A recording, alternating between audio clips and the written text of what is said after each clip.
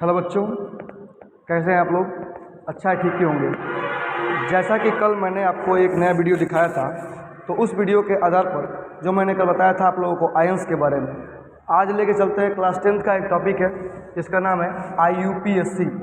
IUPAC means international union of pure and applied chemistry. इसके आधार पर कई अलग अलग प्रकार के ऑर्गेनिक जो कंपाउंड्स हैं उनके नामनक्लेचर को इंटरनेशनल पद्धति के आधार पर बताया जाता है। अगर देश विदेश कहीं जाते हैं आप तो इन सभी प्रकार के कंपाउंड्स का नाम सेम पाएंगे। इसीलिए ये संस्था बनाई गई IUPAC, जो हम लोगों को कार्बन एंड इट्स कंपाउंड्स के अंतर्गत पढ़ाया जाता है। अब थोड़ा सा आगे बढ़ते हैं, इस वीडियो में देखते हैं तो हम जानेंगे कि IUPAC को सेट करने के लिए कौन कौन से नियम लगाने आवश्यक हैं। इसके लिए नियम लगाया गया, रूल्स के अकॉर्डिंग दिखाया गया है। यहाँ पे पहले आता है आपका सेकेंडरी प्रफिक्स, द्वितीयक अनुलग्न, मतलब पहले लगने वाला जो है, उसके बाद प्राइमरी प्रीफिक्स, फिर उसके बाद से वर्ड रूट, फिर उसके बाद प्राइमरी सफिक्स और फिर क्या, सेकेंडरी प्रीफिक्स। मतलब ये है कि IUPAC ने कंपाउंड्स को देखते हुए इसको 5 आधार भागों में बांटा। पहला था आपका सेकेंडरी प्रीफिक्स, दूसरा था आपका प्राइमरी प्रीफिक्स, तीसरा था आपका वर्ड रूट, चौथा था आपका प्राइमरी सफिक्स और पांचवा था आपका सेकेंडरी सफिक्स। थोड़ा देख लीजिए, आप इसको ध्यान दीजिएगा। थोड़ा सा आगे बढ़ते हैं तो हम लोग स्टार्ट करेंगे इस पर पढ़ना, खास तौर से IUPAC में वो तो वर्ड रूट से, शब्द मूल बोलते हैं इसको हम लोग, वर्ड रूट, जहाँ से मेन मुख्य तरीके से जो है आपके इन अलग अलग कंपाउंड्स के नाम स्टार्टिंग से लिखे जा सकते हैं, इसके बारे में बताया जाएगा। अगर चैनल अच्छा लगा तो प्लीज़ लाइक कर दीजिएगा। आगे बढ़ते हैं। देखिए, वर्ड रूट क्या होता है। वर्ड रूट जो है असंख्य कार्बन संख्याएं होती हैं, उनमें से अगर क्लास 10th लेवल तक की बात की जाए तो केवल 10 तक ही पूछता है कि C10 का वैल्यू कितना होता है। अगर देखा जाए मैथ के बारे में तो ये C1 है, ये आपका C2 है, ये आपका C3 है, ये आपका C4 है, ये आपका C5 है, ये आपका C6 है,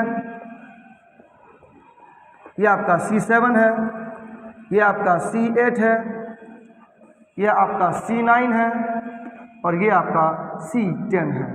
अर्थात इस आधार पर हम बात करेंगे तो कार्बन में अगर केवल एक एटम है तो वहाँ पे हम मेथ शब्द का प्रयोग करते हैं वर्ड रूट के आधार पर। अगर 2 है कार्बन का एटम तो उसके लिए एथ शब्द का प्रयोग करते हैं। अगर 3 है तो प्रोप शब्द का इस्तेमाल करते हैं। अगर 4 है तो ब्यूट का, 5 है तो पेंट का, 6 है तो हेक्स का, 7 है तो हेप्ट का, 8 है तो ऑक्ट का, 9 है तो नॉन का और 10 है तो डेक का इस्तेमाल करते हैं। अर्थात जहाँ कहीं भी ये जो अलग अलग प्रकार के कार्बन के जो एटम्स हैं वो संख्या में नियोजित होकर के, मतलब इकट्ठा होकर के आएंगे तो उसके आधार पर उसका नाम रखा जाएगा। 10 के आगे अनडेक, डोडेक, ट्राइडेक, टेट्राडेक, हेक्साडेक, हेप्टाडेक आगे तक जाता है।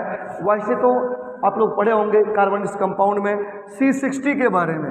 C60 जिसका नाम आता है, ये एक कार्बन का एलोट्रॉप भी है, जिसमें हम देखते हैं ये कार्बन का अगर एलोट्रॉप है C60 है तो इसका नाम पड़ता है बकमिंस्टर फ्लोरेंस। एक गेंद की जैसी संरचना बना के सामने आता है, बकमिंस्टर फ्लोरेंस इसका नाम है। चलिए थोड़ा सा आगे बढ़ते हैं। आप लोगों ने पढ़ा अभी तक क्या, IUPAC एक संपूर्ण प्रकार के जितने भी कंपाउंड है ऑर्गेनिक, इनका एक पूरे वर्ल्ड में नामनक्लेचर, नाम रखना। उसमें हमने रूल क्या बताया, secondary prefix, primary prefix, word root, primary suffix और सेकेंडरी सफिक्स। बोर मत होइएगा, ध्यान से पढ़िएगा, कोई जल्दीबाजी नहीं है।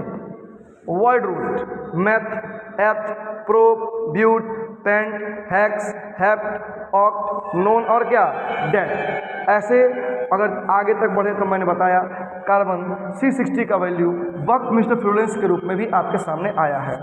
चलिए अब थोड़ा सा आगे बढ़ते हैं और बात करते हैं प्राइमरी सफिक्स के बारे में। अब देखिए भाई, ये वाला वर्ड रूट मैंने लिया स्टार्टिंग में, इसको मैंने ले लिया, अब इसके बाद इसको इस्तेमाल करूँगा, ठीक है, ताकि इन दोनों को आपस में कंबाइन किया जा सके और हम इनके अलग अलग प्रकार के जो कंपाउंड्स हैं इनका IUPAC नाम लिखने में सफल हो पाए। और एट लास्ट में आप सभी लोगों को कुछ होमवर्क भी मिलेगा, गृह कार्य, जो कमेंट बॉक्स में आप उसको बताइएगा। चलिए पढ़ते हैं प्राइमरी सफिक्स के बारे में। प्राइमरी सफिक्स में ये मुख्यतः 3 टाइप के होते हैं, एल्केन, एल्कीन और एल्काइन। एल्केन, एल्कीन और क्या, एल्काइन, ये 3 प्रकार के होते हैं। तो चलिए पढ़ते हैं मुख्यतः एल्केन को। एल्केन क्या है? एल्केन का पहला रूल ये होता है कि इसमें CnH2n+2 CnH2n+2 को देख सकते हैं आप इसमें कि CnH2n+2 इसका फार्मूला है। इसमें कार्बन का 1 एटम, 2 एटम, 3 एटम फिल करेंगे, उसी के आधार पर हाइड्रोजन के एटम की संख्या घटेगी या बढ़ेगी। ठीक है, इसके लास्ट में सफिक्स का मतलब होता है अंत में लगने वाला शब्द, उसको बोलते हैं हम लोग पूर्व लग्न। ठीक है, तो ये अंत में लगने वाला शब्द, इसको ANE के नाम से जानते हैं हम लोग। ANE है आपका, लास्ट में ऐड होगा, बताया जाएगा एग्जाम्पल के आधार पर। इसमें केवल सिंगल बॉन्ड होता है। अब चलिए इसको जरा हम लोग देखते हैं एग्जाम्पल में। मान लीजिए हमने यन के जगह पे क्या रखा, 1 रख दिया। यन के जगह पे क्या रखा, 1 रख दिया। इस आधार पर 1 भी हम इस यन के जगह पर रखेंगे, 2 × 1 + 2, अर्थात हमारा 1 तो लिखेंगे नहीं, तो 1 छोड़ दिया। C और 2 × 1 = 2 और +2 कितना हो जाएगा, 4। CH4 हमारे सामने आया। इसका नाम है, देखिए मैंने बताया था, नाम छोड़िए, पहले ये ध्यान दीजिएगा कि ये आपका बनके एक कंपाउंड तैयार हुआ। अब इसका नाम कैसे रखें, ठीक है, तो 1 कार्बन है। कितना कार्बन है, 1 कार्बन है, तो इसके लिए क्या नाम पड़ेगा, मैथ। क्या नाम पड़ेगा, मैथ। और मैथ में अगर हम आपका एल्केन का लास्ट वाला पार्ट ऐड करते हैं, एल्केन का लास्ट वाला पार्ट सफिक्स ऐड करते हैं, तो मैथ और प्लस एन क्या बन जाएगा आपका, मेथेन। क्या बन जाएगा आपका, मेथेन। ठीक, इसका IUPAC नाम क्या पड़ता है, मेथेन CH4 का मतलब होता है ये एक इनर्ट गैस है, अक्सर दलदली स्थानों में पाया जाता है। जहाँ दलदल होता है वहाँ ये गैस अक्सर निकलती है, सड़े गले स्थानों पे, सड़े गले प्लेसेस पे ज़्यादा मात्रा में निकलती है गैस। थोड़ा सा आगे बढ़ते हैं, अब बात करते हैं आपके उसी को अगर नंबर 2 किया जाए। दूसरा एग्जाम्पल बताया मैंने क्या, यन के जगह पे 2 रखा जाए। कितना रखा जाए, 2 रखा जाए यन के जगह पे, तो इस आधार पर यन यहाँ भी है, इसके आधार पर 2 रखा जाए, 2 × 2 + 2 C2H2 × 2 + 2, अर्थात या हाइड्रोजन से 2 में 2 से मल्टीप्लाई करके कार्बन की संख्या जब यन का वैल्यू 2 रखेंगे तो उसी आधार पर 2 में 2 का मल्टीप्लाई करेंगे और +2 यानी कि C2H6, अर्थात इसका वैल्यू आएगा एथेन, क्योंकि 2 C है, C का वैल्यू 2 है, अर्थात हम यहाँ से लेंगे H, क्या लेंगे H, और हम जानते हैं कि इस H लास्ट में क्या होगा, एन, क्या हो जाएगा, एथेन, एथेन हो जाएगा। अब आते हैं एल्कीन ग्रुप में। एल्कीन ग्रुप में जब आएंगे तो इसमें आप लोग रूल्स के अकॉर्डिंग, जैसा कि आप लोगों ने पढ़ा, रूल्स के अकॉर्डिंग CmH2n के रूप में है, अर्थात C का N तो H का 2n होगा। और इसी माध्यम से अगर आगे बढ़ते हैं तो सभी इसमें ENE होगा, ENE सफिक्स होगा लास्ट में। जब ENE देखिए भाई, सभी में लास्ट वाला पार्ट ANE, ENE और YNE ये सब ऐड हो रहा है, लास्ट वाला पार्ट ही ऐड हो रहा है, इस साइड वाला पार्ट ऐड नहीं हो रहा है। ठीक है, तो यही बस देखना है आपको लास्ट में। बॉन्ड, इसमें डबल बॉन्ड रहेगा, क्या रहेगा, डबल बॉन्ड रहेगा इसमें। ठीक है, फार्मूले के अकॉर्डिंग चलते हैं। एक बार C का वैल्यू 1 रखेंगे तो वैल्यू कुछ नहीं आएगा, गलत हो जाएगा, इसलिए हम 2 से स्टार्ट करते हैं।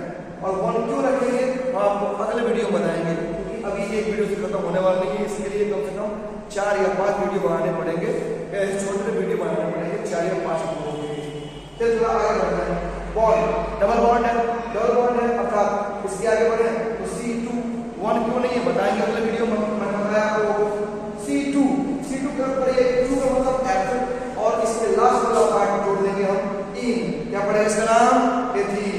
वैसे ही C3 और 2 × 3 C3H6 क्या पड़ेगा, C3 के लिए प्रो, और लास्ट में इन, क्या नाम पड़ेगा इसे बेटा, प्रोपीन। चलिए, तो मैंने दूसरे का नाम बताया एथीन, तीसरे का नाम बताया प्रोपीन, फिर ब्यूटीन, पेंटीन, हेक्सीन, थैटीन, ऑक्टीन, नोनीन और डेकीन। मतलब कुल मिला के 7 इसके और 8 इसके, 7 और 8 बोले भाई 15 होमवर्क है, जो आपको कमेंट बॉक्स में लिख के बताइएगा। बाकी अगली वीडियो देखने के लिए देखते रहें हमारा चैनल लगातार और सब्सक्राइब कीजिए। That's all, thank you.